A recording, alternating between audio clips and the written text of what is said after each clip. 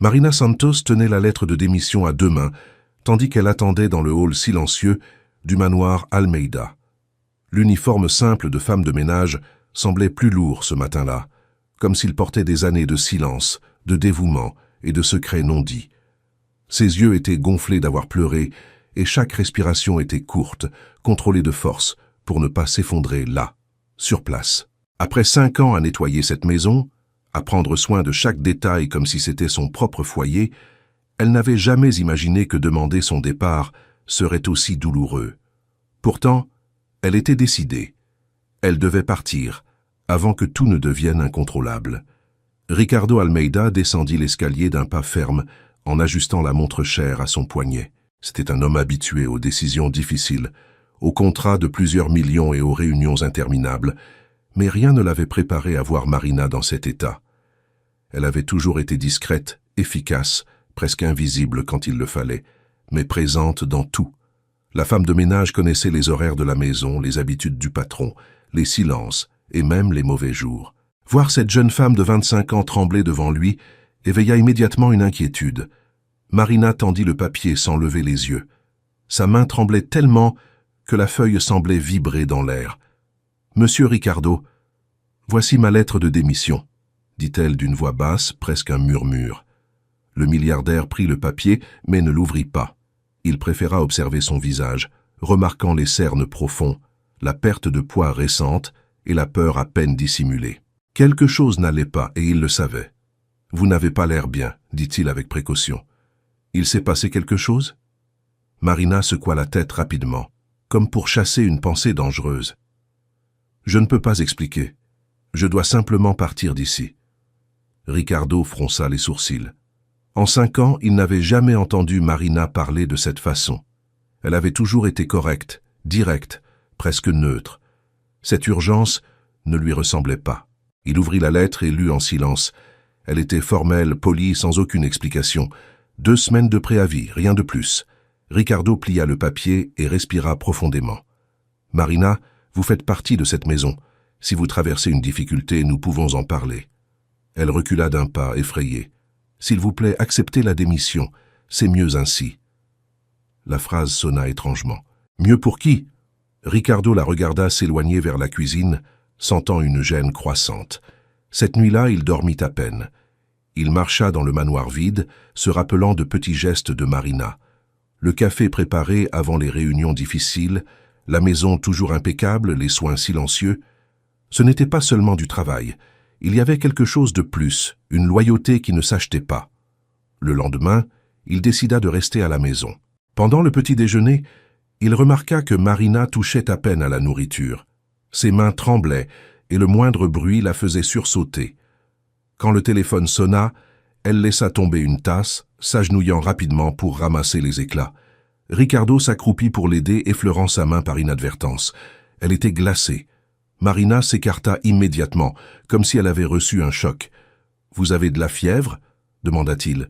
« Je vais bien », répondit-elle trop vite, trop nerveusement. Le téléphone sonna à nouveau plus tard et Ricardo entendit le changement dans le ton de sa voix. « Je ne peux pas faire ça. Ne rappelez plus ici », dit Marina, avant de raccrocher brusquement. Quelques minutes plus tard, il la trouva en train de pleurer seule dans la cuisine. Ricardo s'assit en face d'elle, décidé. « Quelqu'un vous menace ?» Marina pâlit. « Ne vous mêlez pas de ça, s'il vous plaît. Si vous savez, tout va empirer. » Cela confirma ses soupçons. Personne ne demande à partir en pleurant sans raison. Personne ne tremble ainsi pour rien. Des heures plus tard, Ricardo appela son épouse, Fernanda, qui était en voyage. Il mentionna la démission de Marina, s'attendant à une réaction. Il n'obtint que de la froideur. « Si elle veut partir, laisse-la partir, » dit Fernanda. La réponse le dérangea plus qu'elle n'aurait dû. Ricardo connaissait la différence entre professionnalisme et indifférence, et cela sonnait comme quelque chose d'autre.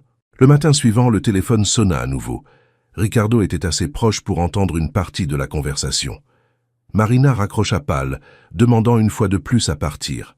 « On se sert de vous pour m'atteindre » demanda-t-il avec fermeté. Son silence fut une réponse suffisante. D'une voix basse, Marina avoua que quelqu'un menaçait de répandre des mensonges, affirmant qu'il y avait quelque chose d'inconvenant entre eux. Des photos truquées, des histoires inventées, tout prêt à détruire des réputations.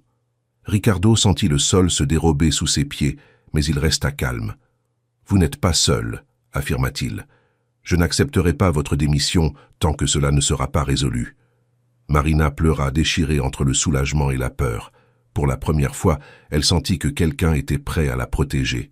À cet instant, le téléphone sonna à nouveau. Ricardo demanda à Marina de répondre et de mettre le haut-parleur. La voix féminine de l'autre côté était froide, calculée, exigeant que Marina parte immédiatement. Chaque mot confirmait le chantage. Ricardo reconnut quelque chose de familier dans ce ton, une proximité inquiétante. Quand l'appel prit fin, il respira profondément. « Maintenant, je sais pourquoi vous vouliez partir, dit-il, mais je ne le permettrai pas. » Marina le regarda, surprise.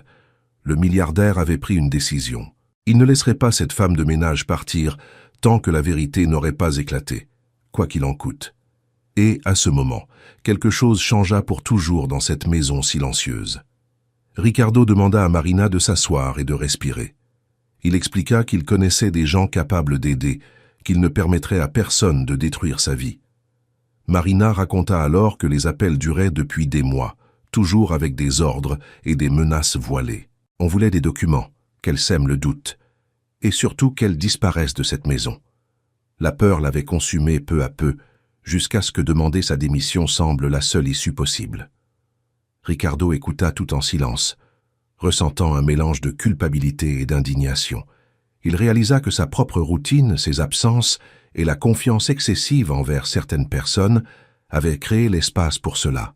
« Vous avez bien fait de ne pas céder, » dit-il, « et vous continuerez à bien faire. » Marina pleura à nouveau, mais il y avait quelque chose de différent dans ses larmes, un fil d'espoir. Ils convinrent d'observer, de noter les horaires, de ne pas agir sur impulsion. Ricardo promit que personne ne la ferait plus se sentir jetable. La femme de ménage, qui s'était toujours sentie invisible, réalisa à cet instant que sa valeur était enfin vue. La décision de Ricardo n'était pas seulement d'empêcher une démission, mais d'affronter une injustice qui n'aurait jamais dû commencer. Quand Marina quitta la pièce, Ricardo resta seul, regardant la lettre encore pliée sur la table. Il déchira lentement le papier et le jeta à la poubelle. Cette démission n'aurait pas lieu, pas tant qu'il serait là. Pour la première fois depuis longtemps, il sentit que sa fortune n'aurait de sens que si elle servait à protéger quelqu'un qui n'avait jamais eu rien d'autre que sa propre dignité. Leur histoire ne faisait que commencer, et le prix de la vérité serait élevé, mais inévitable. Cette nuit-là, le manoir resta éclairé. Ricardo ne dormit pas, et Marina non plus. Tous deux savaient que les jours suivants apporteraient des confrontations, des choix difficiles et des révélations. Pourtant, il y avait une certitude silencieuse entre eux. La femme de ménage n'était plus seule, et le milliardaire ne permettrait pas que la peur décide du destin de quiconque dans cette maison. Le silence ne fut brisé que par le bruit lointain de la ville, témoin muet d'une décision qui changerait des vies et transformerait à jamais la relation entre patron et femme de ménage. Là, à cet instant, la peur commença lentement à perdre de sa force. Le lendemain matin, Marina arriva plus tôt que d'habitude. Le ciel était encore gris quand elle franchit le portail du manoir, portant un poids invisible sur la poitrine. Elle avait peu dormi, mais il y avait quelque chose de nouveau dans son regard. Une détermination mêlée de peur. Ricardo l'attendait déjà dans le salon avec une tasse de café intacte sur la table. Lui non plus n'avait pas dormi. Il avait passé la nuit à repasser mentalement chaque détail des derniers mois, cherchant des signes qu'il avait ignorés. « Bonjour », dit Marina d'une voix contenue. « Bonjour », répondit-il, l'observant avec attention. « Aujourd'hui, personne ne vous pressionnera. Si quelqu'un appelle, nous écouterons ensemble. » Elle hocha la tête en silence. Pour la première fois depuis que tout avait commencé, elle sentait qu'elle n'avait plus à affronter cela seule. Peu après 10 heures, le téléphone sonna. Marina se figea un instant puis respira profondément et répondit, comme convenu, en mettant le haut-parleur. La même voix féminine surgit de l'autre côté, froide et impatiente. « Vous êtes encore là ? Vous auriez déjà dû être parti. » Ricardo serra les poings, reconnaissant clairement le ton. Il y avait quelque chose de douloureusement familier dans cette manière de parler. Marina répondit avec prudence, gagnant du temps, tandis que Ricardo mémorisait chaque mot. La femme exigeait de la hâte, disait que la situation devenait dangereuse, insinuait des conséquences. Quand l'appel prit fin, le silence fut lourd. Marina s'assit, sentant ses jambes faibles. « Elle sait trop de choses », murmura-t-elle. « Sur la maison, sur vous. » Ricardo passa la main sur son visage. « Cela signifie que c'est quelqu'un de très proche », conclut-il. Il expliqua alors que seuls lui et Fernanda avaient accès à certains systèmes de la maison. Marina pâlit en entendant le nom de l'épouse. « Je ne voulais pas y penser », dit-elle doucement, « mais ça a du sens. » Ricardo décida d'agir avec prudence. Il demanda l'aide d'un ami spécialiste en technologie qui arriva discrètement cet après-midi-là pour vérifier les enregistrements et les accès. Marina observait de loin, anxieuse, tandis que l'homme analysait des écrans et des codes. Quelques minutes plus tard, la confirmation arriva comme un coup silencieux. Des accès fréquents et non autorisés aux caméras de la maison, toujours aux horaires où Marina travaillait seule. Ricardo sentit son estomac se nouer. La trahison n'était pas seulement conjugale, elle était morale. Quelqu'un avait utilisé sa position pour intimider une employée humble, la poussant à bout. Marina pleura, mais pas de surprise. Elle pleura de soulagement d'enfin comprendre. « Je pensais que je devenais folle », avoua-t-elle. « Que peut-être c'était ma faute. »« Non », dit Ricardo avec fermeté. « Ça ne l'a jamais été. » Il assura que cela aurait des conséquences. Marina, encore effrayée, demanda si elle devait partir immédiatement. Ricardo refusa. « Si vous partez maintenant, elle gagne, et je ne le permettrai pas. » En fin d'après-midi, le téléphone sonna à nouveau. Cette fois, Ricardo demanda à Marina de répondre normalement, tandis que tout était enregistré. La voix féminine exigea des documents, insinua des récompenses, puis menaça. Chaque phrase rendait évident le crime qui était commis. Marina tremblait, mais resta ferme, se rappelant des paroles de Ricardo. Quand l'appel prit fin, le milliardaire respira profondément. « Nous avons assez de preuves, dit-il. » Marina ressentit un mélange de peur et d'espoir. « Et maintenant » demanda-t-elle. Ricardo répondit sans hésiter. « Maintenant, vous restez, et je vais régler ça. » Cette nuit-là, Ricardo appela Fernanda, lui demandant de rentrer plus tôt de son voyage. Il dit qu'il devait parler en personne. De l'autre côté de la ligne, l'épouse sembla hésiter, mais accepta. Marina n'entendit qu'une partie de la conversation, sentant un nœud à l'estomac. Elle n'avait jamais voulu être la cause d'un conflit, mais désormais il n'y avait plus moyen de l'éviter. Le lendemain, Fernanda arriva. Elle entra dans la maison d'une posture ferme, mais ses yeux trahissaient une tension. Elle salua rapidement Ricardo et ignora Marina, comme si elle n'était pas là. Ricardo demanda qu'elle s'assoie. L'atmosphère était lourde. « Nous devons parler », dit-il. Fernanda tenta de minimiser, de feindre l'ignorance, mais Ricardo posa l'enregistreur sur la table. La voix qui résonna dans la pièce ne laissait aucun doute. Les menaces, les exigences, tout était là. Le visage de Fernanda perdit toute couleur. Le silence qui suivit fut assourdissant. « Pourquoi » demanda Ricardo, plus triste qu'en colère. Fernanda détourna le regard, les lèvres tremblantes. Elle avoua alors la jalousie, la paranoïa, la peur de perdre sa place. Elle dit que Marina en savait trop, que sa présence la dérangeait. « Je voulais seulement qu'elle parte », murmura-t-elle. Marina, qui était restée silencieuse, parla enfin. Sa voix était ferme, malgré les larmes. « Je n'ai jamais voulu autre chose que travailler honnêtement. » Fernanda ne répondit pas. Il n'y avait rien à dire. Ricardo laissa clair que cela ne resterait pas impuni. Il parla de conséquences légales, de limites franchies. Fernanda pleura, demanda pardon. Mais il était trop tard. La confiance avait été détruite.